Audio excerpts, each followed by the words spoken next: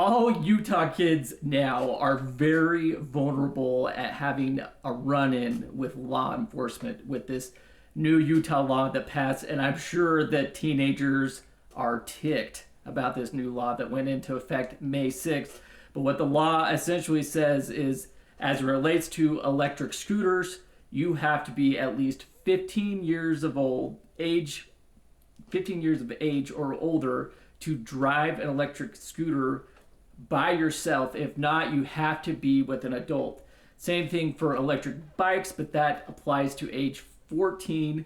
You need to wear a helmet. There's also some crazy requirements where you have to put a sticker on scooters that say, warning, this is an uninsured vehicle, blah, blah, blah. There's also some laws that are interesting that relate to this where you can't have alcohol in a golf cart anymore. I'm sure a lot of golf courses may not be happy about that new rule, and pertains to the kind of revenue they can receive from that. So heads up on that crazy law as well.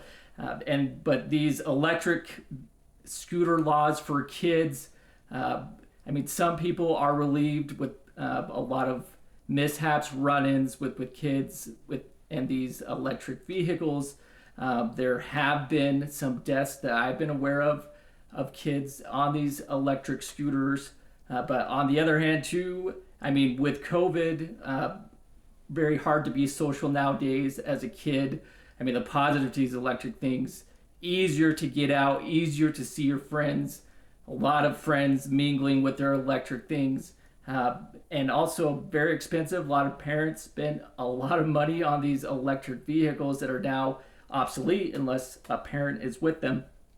So a lot of good and bad here, essentially saying, you need a license to drive this thing as if you were 16 years old. Kind of stinks for a kid because you had that autonomy. You have to be 16 to drive a car. These aren't as complex as cars. But obviously a lot of safety issues, concerns with these new electric vehicles. So that's where we are.